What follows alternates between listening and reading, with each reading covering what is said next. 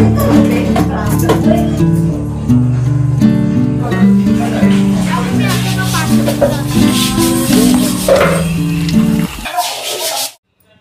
Morning friends, कसे आहात तुम्ही? आय होप तुम्ही सगळे सुखी आणि स्वस्त असाल.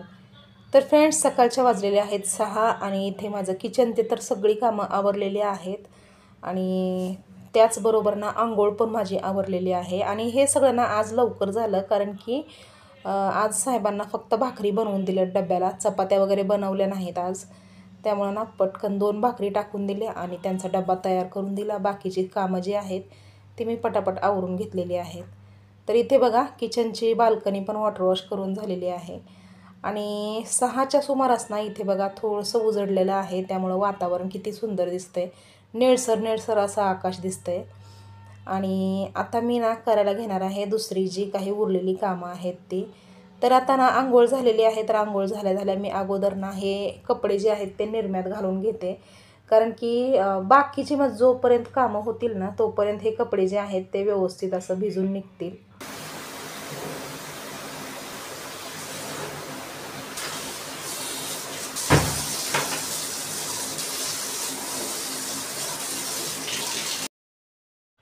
त्यानंतर इथे मी आली आहे बेडरूममध्ये. तर बेडरूमची क्लिनिंग करून घेते आता. आणि आजपासून ना मुलांना सुट्ट्या पडलेल्या आहेत, गणपतीच्या सुट्ट्या. त्यामुळं तर ना मुलांचं म्हणजे आता दोघं पण घरी राहणार आहेत, त्यामुळं ना खूप गोंधळ होणार आहे दिवसभर. आणि मुलांची जेव्हा शाळा चालू असते ना तेव्हा कामं जरा लवकर लवकरच होत असतात, कारण की वेळेवरती सगळं झालं पाहिजे. आणि ठरवलेला टाईम असतो कामाचा, तेव्हा त्या टायमामध्येच आपल्याला कामं सगळे आवरून घ्यायची असतात, कारण की मुलांची शाळा असते त्यामुळे. आणि आता मुलांची शाळेला सुट्टी पडली ना त्यामुळं ना खूप म्हणजे हे होतं, घर किती वेळाही जरी साफ केलं ना तरी पण ते पुन्हा पुन्हा घाण होतंच, कारण की काही ना काहीतरी पसारा काढतच असतात. आणि आमच्या घरामध्ये वैभूदादा पसारा काढण्यामध्ये एक नंबर आहे. त्यामुळं ना आता क्लिनिंग कितीही केली तरीसुद्धा घर जे आहे ते अस्तव्यस्त होणारच दिवसभरामध्ये. तर आता इथे बेडरूमची बाल्कनी जी आहे ती वॉटर वॉश करून झाल्याच्या नंतर मी लगेच बेडरूममध्ये वेट मोपिंग करून घेतली. आणि त्यानंतर आता आली आहे हॉलमध्ये. तर वैभवदादाला ना उठवून मी पाठवलं बेडरूममध्ये झोप म्हणून, कारण की आता त्याची शाळा नाही त्यामुळं तो लवकर काही उठणार नाही आणि क्लासला पण सुट्टी आहे त्याच्या. तर आता इथे हे हॉलमधलं सगळं अंथरून पांघरून काढून घेतलं. तर इथे ना बघा साहेबांनी जग आणला होता डीमार्टमधून काचेचा. तर तो जग मी आतमध्ये नेऊन ठेवला घासून स्वच्छ धुण्यासाठी. आणि त्यानंतर ना अनुष्काला पण उठवून पाठवलं आतमध्ये झोप म्हणून, कारण की तिला आत्ताच पहाटे थोड्या वेळ तिला झोप लागली होती. तिचं ना डोकं दुखत होतं त्यामुळं ती बसली होती तशीच. ते ना कम्प्युटर वगैरे चालवून मुलांना डोळ्यावरती प्रेशर येतं ना, त्यामुळं डोकं वगैरे कधी कधी दुखतं. तर ना मी तिच्या डोक्याची मसाज वगैरे केली आणि त्यानंतर मग ती झोपली होती थोडा वेळ. तर आता तिला पाठवून दिलं आतमध्ये झोप म्हणून. त्यानंतर ना हॉलमध्ये जेवढी काही वस्तू आहेत ठेवलेल्या त्या सगळ्या वस्तूंवरती मी डस्टर फिरवून घेतलं. आणि त्यानंतर आता इथे आली आहे किचनमध्ये. तर किचनमध्ये ना जो काचेचा मग ठेवलेला आहे तो मग भरून बाहेर टेबलवरती ठेवायचा आहे. आणि साहेबाने ना मुद्दाम काचेचाच मग आणलेला आहे, कारण की ते प्लास्टिकच्या बाटल्या वगैरे पाणी प्यायला वापरतात ना मुलं, त्यामुळं ते बाटल्या ना थोड्याशा खराब असतात असं बोलतात साहेब, कारण प्लास्टिकच्या आहेत त्यामुळे.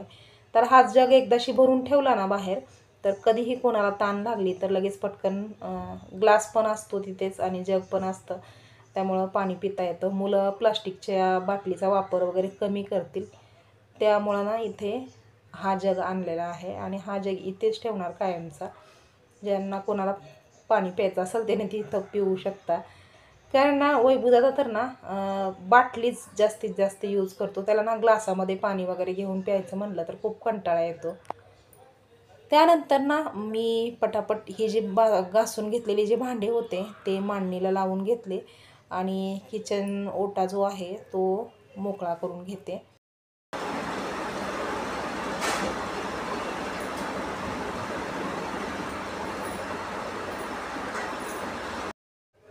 आणि मुलांना शाळेला जरी सुट्ट्या पडलेल्या असल्या ना तरीसुद्धा मी माझं रुटीन जे आहे ते चेंज करणार नाही, कारण की म्हणजे लवकर उठून पटापट कामं आवरली त्यानंतर ना मला एडिटिंग वगैरे करायला वेळ भेटतो आरामात. त्यामुळंच जे काम जसं चालू होतं तसंच मी कंटिन्यू चालू ठेवणार आहे. यामध्ये काही बदल नाही होणार.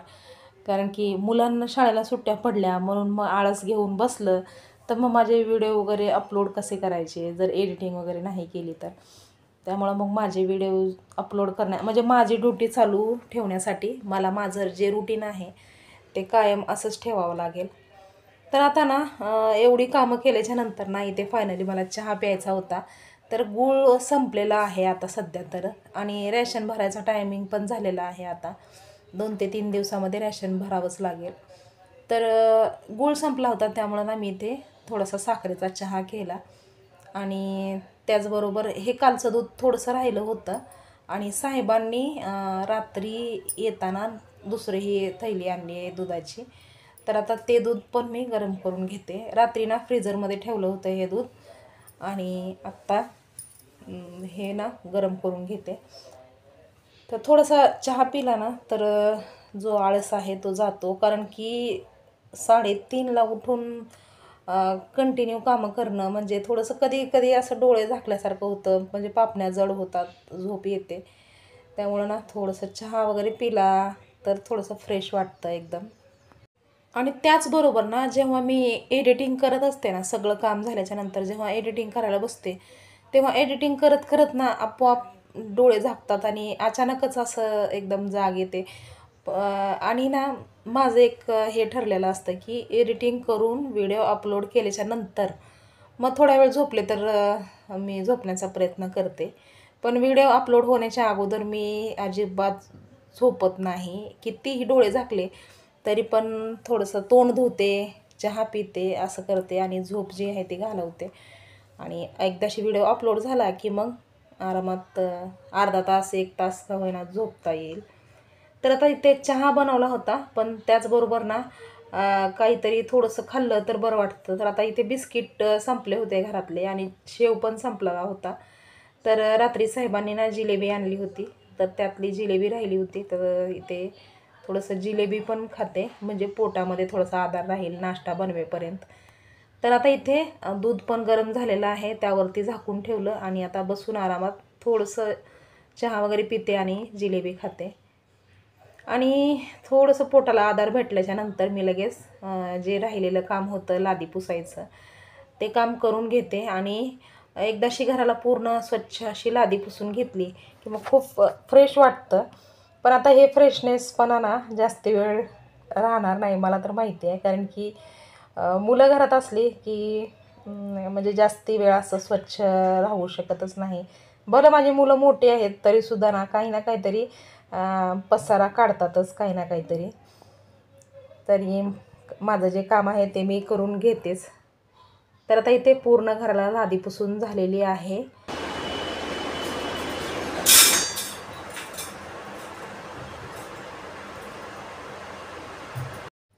तर आता इथे सुरू झालेली आहे नाश्त्याची तयारी, नाश्ता बनवण्याची.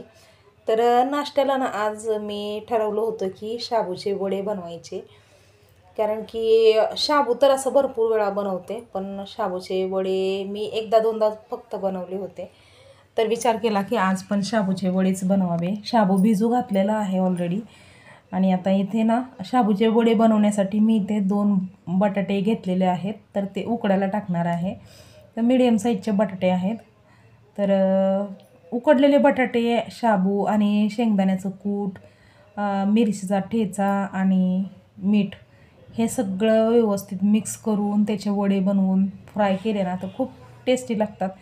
तर मी ठरवलं होतं एक, पण नंतर ना अनुष्काने सांगितलं की मम्मी वडे बनवण्यापेक्षा शाबू बनव, मला शाबू खायचा आहे. कारण की तिचं ना रात्रीचं डोकं दुखत होतं त्यामुळे तिला म्हणजे ते ना वडे वगैरे तेलकट वगैरे खायला नको बोलली ती. आणि मग ना मी शाबूच बनवला साधासुद्धा. तर आता उकडलेले बटाटे होते तर बिना शाबू बनवताना ना असं डायरेक्टली बारीक बटाटे चिरून तेलामध्ये फ्राय करून घेत असते. पण आता इथे बटाटे ऑलरेडी उकडलेले होते तर आता हे उकडलेले बटाटे यांचा शाबू बनवायचा म्हणलं तर थोडंसं गिचडी होणारच. तर आता इथे ना बटाट्याची साल काढून घेतली मी आणि त्यानंतर त्याला ना चाकूनी म्हणजे आबडधोबड असं चिरून घेतलं. आणि त्यानंतर जे जे काही सामान लागणार आहे शाबूसाठी ते सगळं काढून ठेवलं एका साईडला. तर आता इथे कढई ठेवलेली आहे, त्यामध्ये तेल टाकलं 1.5 चमचा आणि आता याच्यामध्ये हे बारीक चिरलेल्या मिरच्या फ्राय करते. आणि असं तर ना मी अगोदर बटाटे फ्राय करत असते, पण आता बटाटे ऑलरेडी उकडलेले आहेत त्यामुळे त्याला फ्राय वगैरे करायची जास्ती गरज नाही. त्यामुळे मी अगोदर मिरच्या फ्राय करून घेतल्या. त्यानंतर याच्यामध्ये हे चिरलेले आणि उकडलेले बटाटे टाकले आणि त्यामध्ये ना थोडंसं मीठ टाकून घेतलं, कारण बटाटे जे असतात ना त्याच्यामध्ये पण थोडंसं मिठाची चव असली ना तर चांगलं लागतं. त्यामुळं बटाट्याला अगोदर थोडंसं मीठ टाकून मी व्यवस्थित फ्राय करून घेतलं. आणि त्याचबरोबर आता इथे शाबू एकदम व्यवस्थित मोकळा एकदम भिजलेला होता. तर आता शाबू मिक्स केला याच्यामध्ये. आणि त्यानंतर आता याच्यामध्ये टाकायचं आहे शेंगदाण्याचं कूट आणि थोडंसं चवीपुरतं मीठ. तर हे बघा शेंगदाण्याचं कूट टाकते मी. तर 4 चमचे शेंगदाण्याचं कूट टाकलं होतं, पण नंतर ना ते सुद्धा मला कमी वाटायला लागलं. थोडंसं चवीपुरतं मीठ टाकलं, मिक्स केलं. पण थोडंसं शेंगदाण्याचं कूट जे आहे ना ते अजून थोडंसं टाकायला पाहिजे होतं. शेंगदाण्याचं कूट कमी दिसत होतं, त्यामुळं ना मी शेंगदाण्याचं कूट जे आहे ते नंतर अजून एकदा थोडंसं टाकून घेतलं. तर इथे बघा 5 मिनटं त्याला फ्राय करून घेतलं झाकण ठेवून. तर शाबू आता व्यवस्थित फ्राय झालेला आहे. तर इथे थोडंसं शेंगदाण्याचं कूट आणखीन ॲड केलं मी. आणि त्यानंतर ना आता इथे नाश्ता तर तयार झालेला आहे आणि अनुष्काची आंघोळ झाली होती. तर आता वैभवदादाची आंघोळ बाकी होती, त्याच्यासाठी पाणी ठेवलेलं आहे गरम व्हायला. तर हे जे शाबूसाठी जे पसारा निघालेला होता तो पटकन आता घासून घेते. कुकर, कटपॅड वगैरे ते बाऊल वगैरे मोठा ते सगळं घासून घेते, कारण की वॉश बेसिनमध्ये भांडी जमा करून ठेवायचं म्हणलं तर मग नंतर ना खूप जीवावर येतं. त्यामुळे झटकीपट म्हणजे काम चालू असताच पटापट जे काही भांडे पडतात ते मी घासून घेते.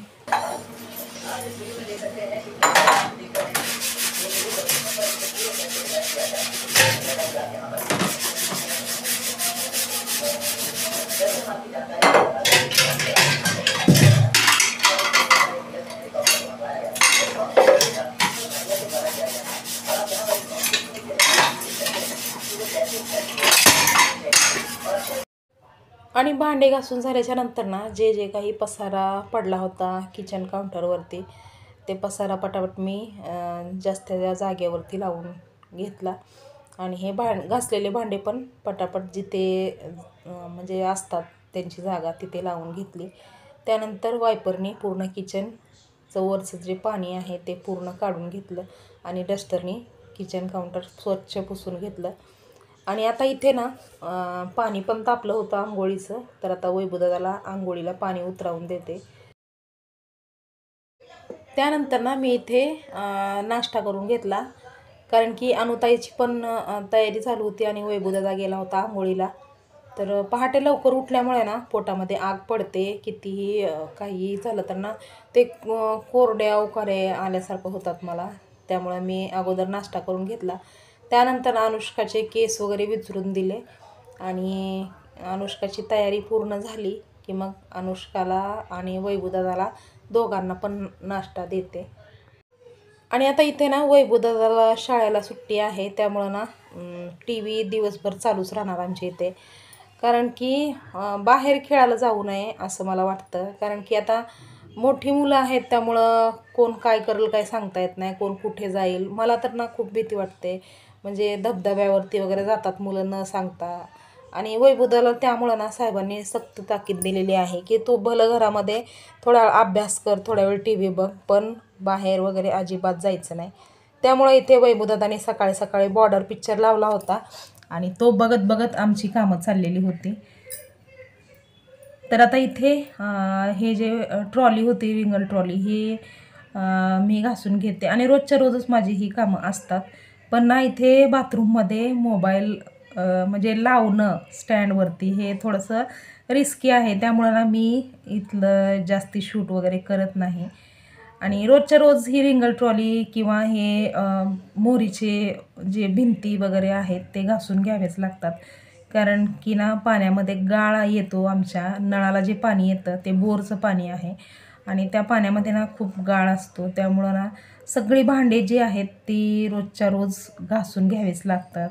आणि एक दिवस जर नाही घासलं ना तर मग खूप घाणेरडी वाटतात ती भांडी. त्यामुळं इथे मी रोजच्या रोज सगळी भांडी जी आहेत ती घासून घेते. बकिटा वगैरे जे आहेत मोरीतल्या त्यानंतर भिंती वगैरे, नळ वगैरे हे रोजच्या रोजच माझं घासणं असतं.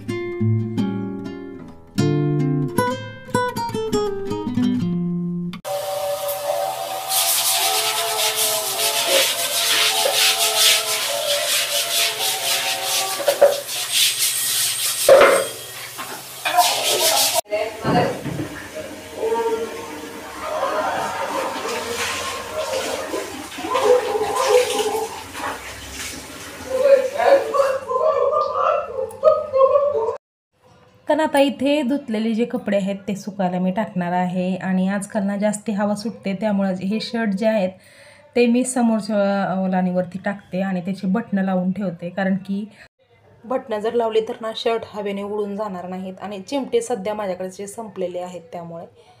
आणि इथे ना बाजूला तुम्हाला दिसतच असेल मी कशा प्रकारे जुगाड करून व्हिडिओ शूट करते.